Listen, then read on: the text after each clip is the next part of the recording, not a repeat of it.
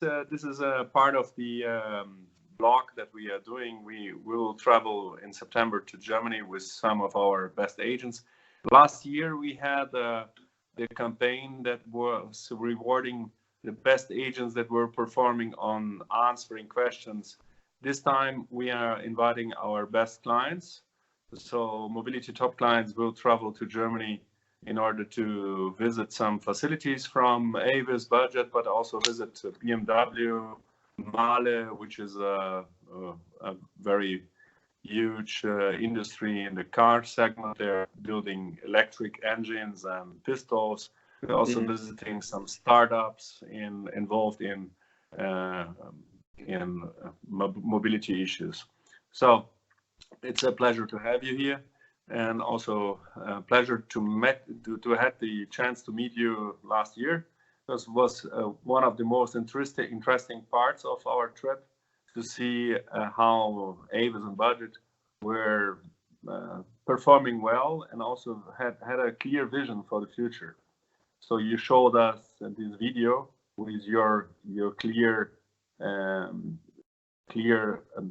image of what can be the facilities and the advantages of the connecting fleet. Yep. So what happened in the last year? So it's probably 9 months ago that we met. So probably there are some new developments. Yeah, absolutely. So I'd say the strategy that we shared with you last year, which was about reinventing rental, that was about digitizing the business in order to reinvent rental, and was about creating new businesses with that new digital foundation. That strategy is still very much what we're pursuing, and we've had some, I would say, positive progress and traction amongst all of those. So we have continued to connect our vehicles. That's the foundation for what we do. We announced towards the end of the last year that we reached the 100,000 connected vehicle mark, and obviously that number has grown since then. But for us, connecting and digitizing is not just about the vehicles. It's about the commercial and business experience as well. We recently launched our development portal, which allows really any developer, any company, anywhere in the world to access Avis Budget and our brand's vehicles through their own experiences. So it's a way of kind of opening up the ability to interact with rental offerings to the development community at large. So that's a kind of a fundamental and ongoing step. We've continued to add refinements in reinventing rental to the consumer application. I think a very interesting partnership that we recently announced was one with a company called Arrive that helps our users find parking directly through the Avis app. So as they have unlocked their vehicle through the Avis app, and then they're out looking at their destination, and they can book parking directly through us. Just an example of how we are creating real-time digital experiences that are contextual to the needs of our customers. And then certain examples when it comes to creating new businesses. I think the Lyft announcement is significant. I think that happened after we spoke, and so we had a major announcement talking about our partnership with Lyft, providing vehicles for their drivers. We've also inked a partnership and have talked about our recent launches with Via. Via is a micro transit or transportation as a service provider that works in conjunction with cities to provide things like last mile, first mile solutions for train stations, as well as bus route enhancement. So we've partnered with them also on fleet services. So in a brief period of time, I'd say kind of lots of points of progress across our strategy, or really the three elements of our strategy. Very interesting. So what the mark is now 100,000 cars that you have connected. That was the the goal that was is the to connect. Yeah, the yeah. goal is to connect all the fleet, right? That's right. That's right. So our latest announcement was 100,000, but we've publicly shared that we'll be fully connected by the end of 2020. Oh, excellent. So you are accelerating because the goal was 2021, right? And you'll be probably the only one that have this mark of a connected fleet in the current scenario. Are the competitors also trying to follow you? We believe they are, or if they haven't, then they probably will be. At the end of the day, we have found that the connected car and the connected fleet just makes sense, meaning there is an ROI there just from what we would call pure operational cost improvements on our current model. And that's not even capturing all of the upside of new models and new capabilities and new features that we can offer by having connected our fleet. Mm-hmm. Right. So talking about your name, you're still using Avis and Budget, but you also have other brands that you have under the umbrella of Avis Budget. You have also Zipcar, you have Payless, and I think others. I think minor companies like Majori. Are you planning to have one name for all brands, or are you continuing to use these different brands? Well, we believe that our portfolio brands is strong, and each one speaks to a very specific segment of the population over a region, and that there's very much power to that. For example, Avis is very much affiliated with, amongst other things, corporate accounts and business travelers. Budget in many ways and in many areas is a leisure traveler brand. Zipcar has very much an affinity for a younger demographic that's urban dwelling. Brands like Majori that you brought up have legacy following and a real legacy of significance to the local market. Apex would be another similar one in the Australia, New Zealand area. And so we believe in the power of those brands. Yep. But are you, because for example, Europcar is using one brand, it's like Avis Budget probably, but they choose to use a global mobility group and put all the brands in their umbrella, but they are working on a unique platform in order to integrate all the brands. Are you also using one platform for all brands, or is something similar to see? Because the reason behind what I understand is that you connect also, because what is rental? You told us during our visit, this is also kind of a definition of long rental. What we used to understand as rental was for some days or for a week to rent a car. And now this is challenging, this is changing. It's also a challenge for the industry because you can rent a car for a few minutes, like you are already doing through Zipcar. So the reason why Europcar is presenting this to the market, and sorry to talk about Europcar because I just wanted to try to find some connectivity, because I see you ahead of in the market because of the connectivity of the fleet.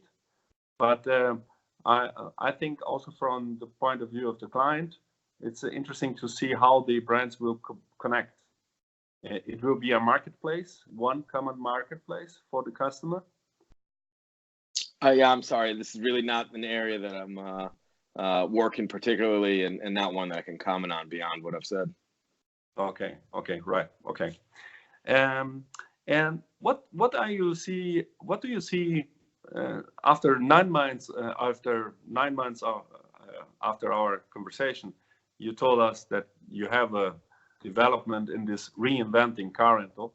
What are you seeing for the next 5 years or for the near future? And how do you see the rental car market changing in the next 5-10 years? Yeah, it's a great question. So let me take back to what I think is the core for what it is that we need to do, and that is as a rental car company, we need to service our customers in the way that they have learned and have expected to be serviced everywhere else around their digital lives. So the expectation is I get what I want, when I want, where I am, and without having to speak to anybody, right? So that's an on-demand digital experience, and frankly, one that's personalized to me. So, and I think if we hit on those major points, we would have fulfilled kind of the expectations of today's modern digital consumer. And that is very much what we mean by when we say reinventing rental, fulfilling against those promises, and very much the journey that we need to take this company through over the coming years. Yeah, I think that's kind of the foundation of it. Now, in terms of the market and the industry as a whole, I would say that everybody else is going to have to go that way as well. I don't see really any potentially other options for it. And rental is in very ways kind of here and thriving. I would say that last year when we spoke, perhaps the future of autonomous vehicles or robot taxis, perhaps that flame was burning brighter, or the optimism was level was much higher.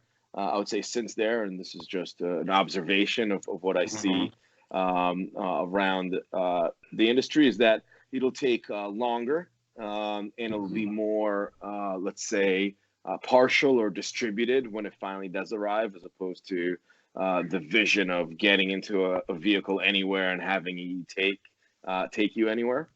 And so it means there's quite a bit of a long time with drivers, and we need to do our part to make sure that experience is delightful. Do you have already a market where you are able to experience customers, kind of a better market, a certain town? You told us last year Detroit is one of, I don't know if it was Detroit. No, it was Kansas City, Missouri. Kansas. Yeah. So in Kansas City, what we've done is we've taken the step of saying we're going to connect 100% of the vehicles. So we've connected over 100,000 vehicles, which is a significant percentage, but those are, of course, distributed across our fleets. Whereas in Kansas City, what we said is we're going to connect every single vehicle. I believe it's about 6,000 of them. We're also going to connect all of our facilities in that greater metropolitan area. There's 3 airports and 12 off-airport locations. And what that provides is a sandbox where we can build, we can experiment, we can measure, and we can learn and iterate through that by providing that digital experience, by leveraging features of the connected vehicle, and really by significantly progressing further than would be otherwise. So the customer is already experiencing this kind of integration. Is there some alert system that when you arrive in Kansas, that you can find your car based on the app, or can you tell us a little bit about this? Yeah, I think our core belief is that many of these features should be discovered in context or within situation.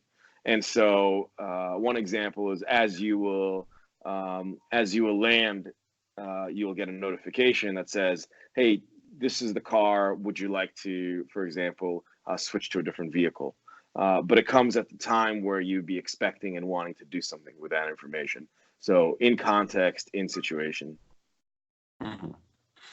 One of the difficulties of new technologies is always how customers will adopt these new technologies. So you have older clients and also younger clients. and you're dividing this through brands. But also, it's a challenge for all the industry. It's not just for car rentals, also for phone industry and car industry, that the new technologies are just for new adopters. So this is a big challenge, right? So how do you see this? And is it also a reality for you? Yeah, so it's a great question. It's one that I have struggled with over the last 15 to 20 years across a variety of industries. I spent, for example, over a decade in home automation industry, which is about connected experiences in the home. And I think the truth, though, is the same across whatever technology sector you come from, which is, first of all, we shouldn't ever educate anybody about technology. What we should be educating about is use cases, and we should be doing that by telling stories. Yeah. And so, I think the key here is to lead with a benefit, not the feature, and allow the consumer to opt in to that experience. So in the previous example, I talked about choosing your own vehicle. That's, I think, a very desirable thing for consumers. And so once they understand that if they have the app, as an example, they're able to participate in that, I think they'll go ahead and many will go ahead and choose to do that. And the ones for which it's not important, well, I think that's okay. Similarly, once in Kansas City, the team is working and have deployed self-service checkout capabilities. Once you can see that you can easily leave the lot without standing in line or talking to anybody, just driving through the gate. Again, you'll opt into those kinds of use cases. So by leading with the benefit, by telling stories, we allow consumers that have the stronger need to lead the way. All right. So thank you for your time. I think we had a lot of content again to talk in the next time. Hope to see you soon in the States. Maybe are you also sometimes crossing the ocean, going to Europe, seeing their developments? Is there a different velocity in terms of implementation? How do you see Europe and the States in terms of these new technologies? Yeah, so obviously there's from a technical or commercial development, there are hubs of innovation around the world. And certainly in Europe, London and Berlin really come to mind as places we've seen lots of development, both because they're vibrant markets that are looking for solutions, and also because they have startup ecosystems that are very interested in advancing those causes. I myself just spent a week in Israel last week, spending time with startups and the investment communities as well as other corporates. And that's also a region of the world that's very much focused on innovation in the mobility sphere. And of course, the U.S. has its own hubs, Silicon Valley, where you visited last year, being a very notable one. That said, it's the markets itself that are more different, I think, than the innovators. And so, I'd look at London and say, well, hey, there's a market there that has perhaps one of the most thriving new mobility ecosystems in the world, with just a variety of ride hail and car share and micro transit solutions, and a pretty forward-looking city government that's looking to enact policy. The congestion tax, for example, that just came online in the inner city is going to be driving even more innovation and new models in that space. You look in Europe at the Nordics and at the Benelux region, and you see a real drive towards electrification, which is going to have meaningful downstream effects and will be interesting to see how it takes place. And of course, Germany is its own very unique marketplace with some innovative OEMs that are really, I would say, playing outside of their traditional comfort areas and putting out new models. whether they're subscription or car share or others, and trying to appeal to consumers. And so, yeah, we see a lot of that action. But I'd say the biggest difference between Europe and the Americas or the U.S. today is that drive towards electrification, which we see is much stronger in European cities. Yeah, right. That's true. Germany also very strong. Yeah. Okay. Ohad, thank you very much for your time, and hope to see you soon in the States or eventually in Europe. Yeah, it's okay. My pleasure. Yeah, wishing you a good trip to Germany. Okay, thank you. Bye-bye. Cheers. Thank Take you. care.